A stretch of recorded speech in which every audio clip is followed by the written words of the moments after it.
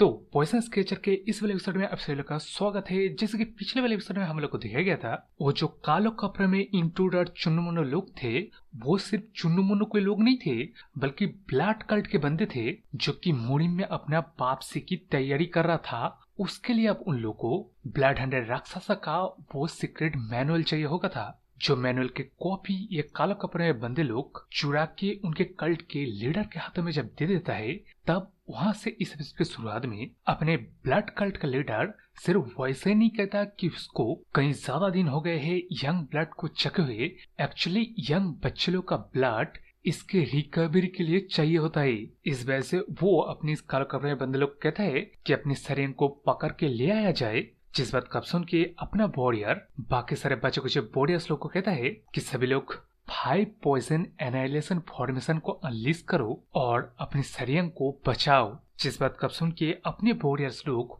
वो फॉर्मेशन बना पाते कि उस तरफ अपना ब्लड कल्ट का लीडर खुद हमला करने के लिए आके बोलता है कि चल तो फिर मैं भी देखता हूँ तू मुझे रोक पाता है कि नहीं। जिसका जवाब तो ऑब्वियस था। अपना जब ये ब्लड कल्ट का लीडर ऊपर से अपने वॉरियर्स लोग को हमला करता है, तब वहां पे एक खड्डा हो जाता है। उसके ऊपर से ये अपना कालो कपड़ों में जो बंदा था वो सीधा जाके अपनी सरियंग को पकड़ भी लेता है। जिस दौरान ऑब्वियसली अपना सरियंग तो स्ट्रगल करता है, लेकिन इस चीज को देख के उस तरफ अपना कालो कपड़े में ये बंदा कहता है कि ज्यादा स्ट्रगल मत कर, तेरा यंग ब्लड मेरे एल्डर के लिए जरूरी है। टिवेरो इससे पहले वाले चैप्टर में इस बंदे को ब्लड कल्ट का लीडर कहा गया था, लेकिन अभी एल्डर कहा जा रहा है और शायद यही चीज सही होगा। मतलब समझ रहे हो, जैसे कि स्टोरी चल रहा है उसका मतलब इस बंदे को अपने सरियंग मार डालने वाला है। इस बात को लेकिन छोड़ के इस तरफ जैसे कि हम सभी लोग को पता है, अपनी सरियंग को छूने का मतलब अपने वो तीनों पिकाचू को भी छूने है। इसलिए जैसे कि देख सकते हो अपने वो तीनों पिकाचूस इस कालो कपड़े बंदे को मतलब बाइट करते हैं, लेकिन शायद जैसे देख सकते हो वो बाइट मतलब जहर को इसके खून में नहीं पहुंचा पाता है। जो भी किसी तरह अपने तीनों पिकाचूस करके इसको मार डालता है कि उस तरह अपना हुआन भी पहुंच जाता है और पहुंच के सबसे पहले तो इस अपने कालो कपड़े बंदे को एक डैगर माथे में फेंक के मार डालता है। जिसके बाद अब जब ये लोग अपनी सरेंग के पास पहुंचता है और उस तरफ उस मतलब ब्लड कल्ट के एल्डर से फाइट करते हुए देख के इनके वॉरियर्स लोग वो जो 5 पॉइजन एनाइलेशन फॉर्मेशन बनाए हैं, जिस चीज को देख के ये सीधा अपने सरेंग को जब पूछता है कि क्या चल रहा है, ये लोग एनाइलेशन फॉर्मेशन क्यों इस्तेमाल किए हैं, जिसका जवाब अपना वो वॉरियर खुद देता है कि लेडी हुआन वो बुढ़ा ब्लड कल्ट का एक एल्डर है जो कि सरेंग के पीछे पड़ा है। जिस बात का सुन के अपना हुआंग कहता है कि हम सभी लोग को मिलके इस ब्लड कल्ट के एल्डर को यहीं पे एलिमिनेट करना पड़ेगा। जिस बात का सुन के वो जो मेन पिछले बार का गोल्डन हॉर्नेट 20 का जो मतलब कैप्टन ने बना था ना, इसका नाम भूल गया हूँ, वो कहता है कि मिस हमें 5 पॉइजन एनाइलेशन फॉर्मेशन को ट्रांसफॉर्म करके 9 पॉइजन एनाइलेशन फॉर्मेशन बनाना पड़ेगा। जिस बात को उस बुड्ढे के साथ लड़ने वाले वॉरियर्स लोग भी सुनते हैं, तो वो लोग एक कदम पीछे आके 9 पॉइजन एनाइलेशन फॉर्मेशन जब बनाता है, तब उस तरफ अपने ब्लड कल्ट का एल्डर कहता है कि अच्छा तो उस बच्चे ने सेंटीपीड की मदद से उस ब्लड हंड्रेड राक्षस को मार डाला है। यार अगर एक बच्चा सेंटीपीड को लेके ब्लड हंड्रेड राक्षस को मार सकता है, तब शायद यह टेक्निक ओवररेटेड टेक्निक के अलावा कुछ नहीं है। हाँ, जिन सारी बातों को सुन के अपने कैप्टन का बंदा फरक के कहता है कि अपना मुंह बंद रख, तू भी यहाँ मरने वाला है तो ज्यादा इस तरह अपने बहियात स्माइल को भी ना दिखा। जिस बात कब सुन के ये ब्लड कल्ट का एल्डर अपने ओरा को और भी ज्यादा निकलते कहने लगता है कि चल तो फिर ट्राई करके देख लेते हैं कौन किसको मारता है। जिस बात के साथ साथ ही 9 पॉइजन एनाइलेशन फॉर्मेशन के साथ साथ वो ब्लड कल्ट के एल्डर जब फाइट कर रहा था, तब इस तरफ अपना सरियांग चोटिल वॉरियर को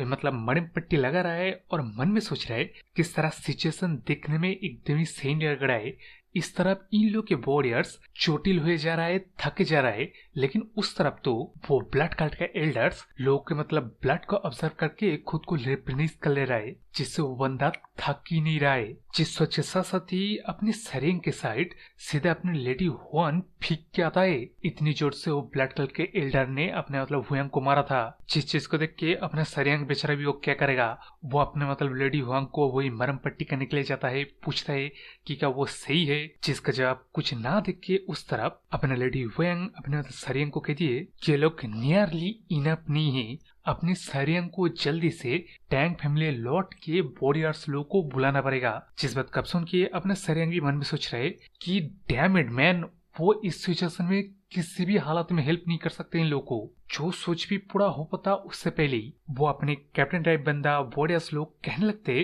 कि सरियांग हम लोग भीख मांगते हैं आपसे, अब जल्दी से टैंक फैमिली लौटिए और हमारे लिए मदद भेजिए। जिस बात कब सुन के अपना सरियांग भी कहता है कि वो समझ तो गया है उसे जल्दी से जल्दी टैंक में लौटना पड़ेगा, लेकिन उसका मोबिलिटी आर्ट उतना अभी तक अच्छा भी नहीं हुआ है, वो क्या इवेंट टाइम रहते पहुंच भी पाएगा। जिसका जब अपना व्यंग सरियांग को गले लगा के देखे कहती है कि कोई बात नहीं, वो जानती है अपना सरियांग कितना हार्ड ट्रेनिंग किया है मोबिलिटी आर्ट में, तो वो सही टाइम में जरूर से टैंक फैमिली लौटेगी और नेक्स्ट टाइम ना अपना लेडी हुआंग सरियांग के साथ और भी वही पॉइजनस क्रिएचर के इंसेक्ट की ढूंढने का मतलब एडवेंचर में अपने सरियांग के साथ निकलेगी। तो अब उसके ऊपर सब है, ये सभी लोग अपने सरियांग के ऊपर भरोसा कर रहा है कि वो टैंक फैमिली जल्दी से जल्द से लौट के री बुलाएगा। जिस बात को बोलने के साथ साथ ही अपना व्यंग फिर से लड़ाई करने के लिए चल जाता है, लेकिन इस तरह अपने सरियांग तो मतलब मन में सोचो बाहर कहता है कि ये सिचुएशन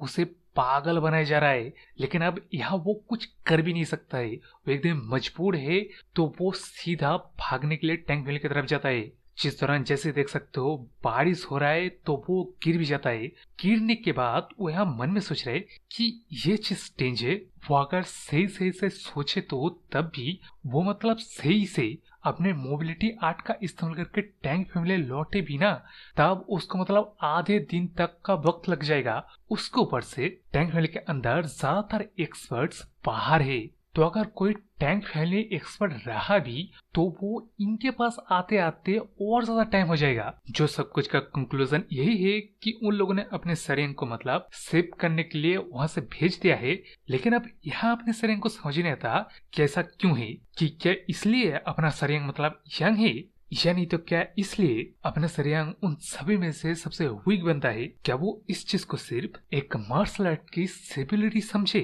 ये बात सोच लेने के बाद ही अपने सरियांग को याद आता है किस तरह टैंक फैमिली के पेट्रियाच ने उसे कहा था कि अब से वो टैंक फैमिली का एक मेंबर है, ये फैमिली भी अब से उसका फैमिली है। जो बात वो बाहर बोल के आगे कहता है किस तरह फैमिली वर्ड के ऊपर उसने डीपली कभी रियलाइजेशन ही नहीं किया है, किस तरह मन ही मन उसने शायद अभी तक टैंक फैमिली को अपना फैमिली माना ही नहीं, लेकिन उन लोगों ने अपनी सरियांग को ऐसा उनके फैमिली के मेंबर मान चुका है। जिस बात को समझ लेने के बाद अपना सरियांग अब स्माइल करते कहने लगता है कि यार एक असैसिन क्लैन के लिए ये चीज एक वार्म हार्टेड चीज नहीं है। जो बात बोलते हैं जैसे देख सकते हो अपने तीनों पिकाचू कब से अपने सरियांग को मतलब सराहना देने की कोशिश कर रहा था, तो वो सब कुछ समझ के अपना मन बना के अपने तीनों पिकाचू लोग को कहता है कि चलो तो फिर हम लोग को अब तुम्हारे मॉम यानी कि हुआन को बचाना है। जो बात बोलने के बाद ही अपना सरियांग भागते हुए आसपास चीजों को देखते हुए मन में सोच रहा है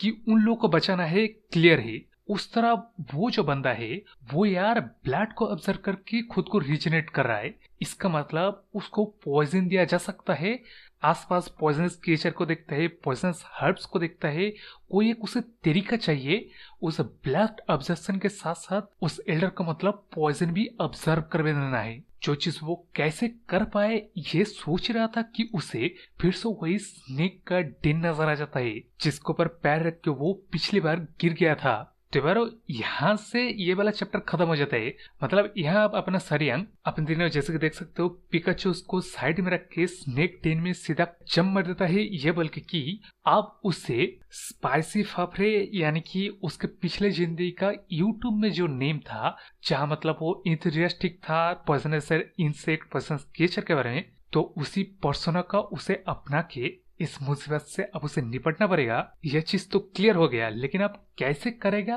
वो चीज हम लोग को पिछले वाले एपिसोड में दिखाई जाएगा। तो एक हफ्ते का बस इंतजार कर लो। इसी बात के साथ इस चैनल को सब्सक्राइब कर लीजिए पिछले एपिसोड पाने के लिए और लाइक सब्सक्राइब करना। तो बाय।